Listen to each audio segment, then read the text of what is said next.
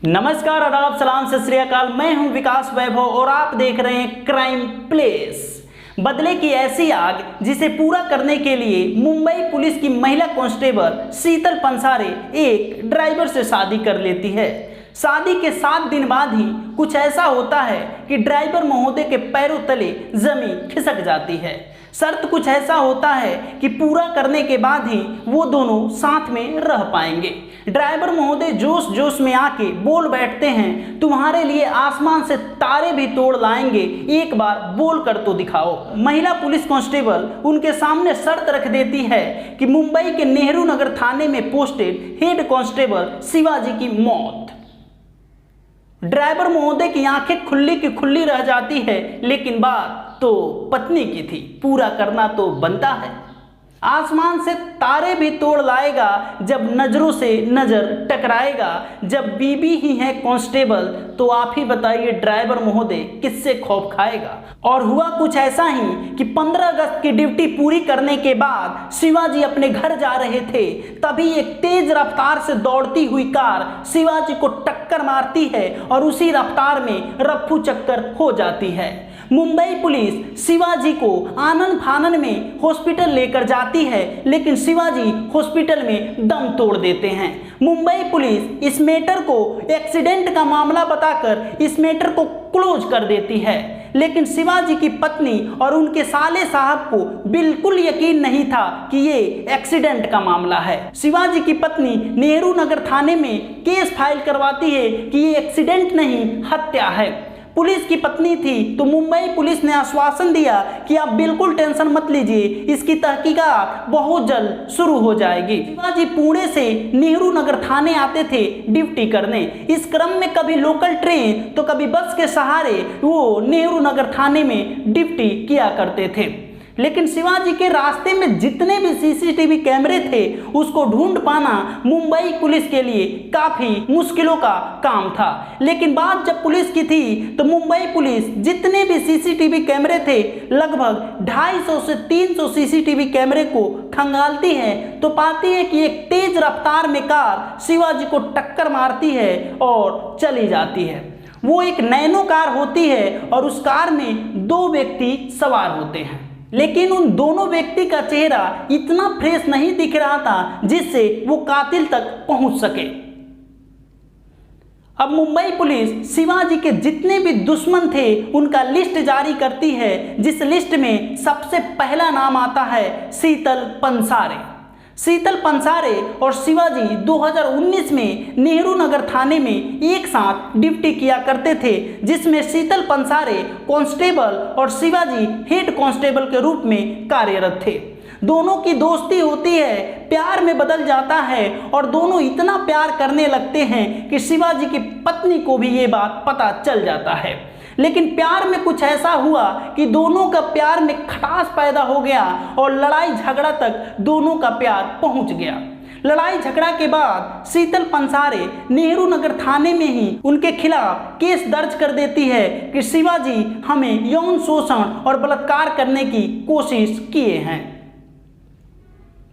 अब मुंबई पुलिस शीतल पंसारे के पास पहुंचती है और पूछताछ करने लगती है, लेकिन मुंबई पुलिस के पास ऐसा कोई भी सबूत नहीं था जिससे वे शीतल पंसारे को मुजरिम या हत्यारा ठहरा सके। मुंबई पुलिस शीतल पंसारे से पूछताछ करती है। शीतल पंसारे मुंबई पुलिस को कुछ भी नहीं बताती है। वो ये बोलकर मना कर देती है कि इस मैटर से मेरा कोई लेना देना नहीं है, आप लोग खामोखा मुझे इस मैटर में घसीट रहे हैं। मुंबई पुलिस जब सोशल मीडिया खंगालती है शीतल पंसारे का तो एक ऐसा चैट मिलता है जिस चैट को पढ़ने के बाद मुंबई पुलिस को एक क्लू मिल जाता है। ये चैट धनराज और पुलिस कांस्टेबल शीतल पंसारे के बीच का होता है। इन दोनों की दोस्ती सोशल मीडिया से हुई थी, फिर ये दोनों एक दूसरे के हो गए थे। धनराज अब क्या करता है, कौन है धनराज, पुलिस पता लगाने में जुट जाती है। तो पुलिस को पता लगता है कि धनराज पेशे से ड्राइवर है। पुलिस धनराज तक पहुंचने के लिए एक टीम बनाती है और तमिलनाडु पहुंच जाती है, क्योंकि धनराज मुंबई में नहीं था और धनराज का घर तमिलनाडु था। जब पुलिस तमिलनाडु जाती है तो धनराज वहीं पाया जाता है और उसे हिरासत में लेके मुंबई आ जाती है। मुंबई आने के बाद मुंबई पुलिस धनराज से पूछताछ करने लगती है, लेकिन धनराज साफ साफ मना कर देता है कि साहब, मुझे इस हत्या से कोई लेना देना नहीं है और मैं नहीं जानता हूं कि हत्या किसने किया है। पुलिस जब उन दोनों लड़कों के चेहरे से मैच कराती है तो धनराज का चेहरा नहीं मिलता है। जब धनराज ने हत्या नहीं किया तो यहाँ पे सोचने की बात है, जब धनराज ने किया ही नहीं हत्या तो फिर हत्या किसने किया है। पुलिस उन दोनों लड़कों के चेहरे को दिखाती है और धनराज से पूछती है कि तुम बताओ कि तुम दोनों में से किसको जानते हो।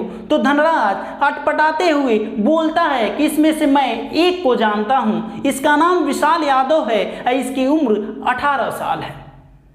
अब पुलिस पूछती है कि तुम उसे कैसे जानते हो, तो वो बोलता है, साहब 7 दिन जो मैं शीतल पंसारे के साथ बिताया था और जिस सोसाइटी में बिताया था उसी सोसाइटी के सिक्योरिटी गार्ड का बेटा है विशाल यादव।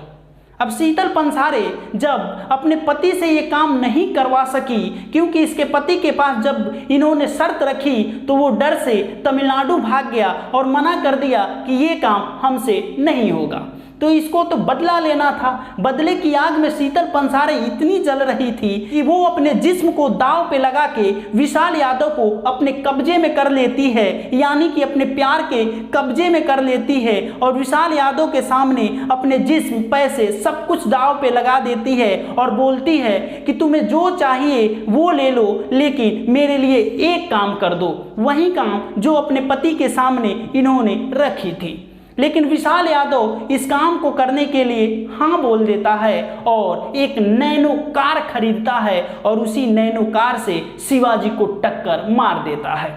इस मैटर को रफा सफा करने के लिए नैनो कार को विशाल यादव जला देता है और उसके साथ एक और लड़का होता है जो विशाल यादव का दोस्त होता है, जिसका नाम गणेश चौहान और उम्र 21 साल होता है। इन दोनों को शीतल पंसारे ने अपनी जिस्म और पैसे के बदौलत एक काम करवाने के लिए राजी करवा ली थी।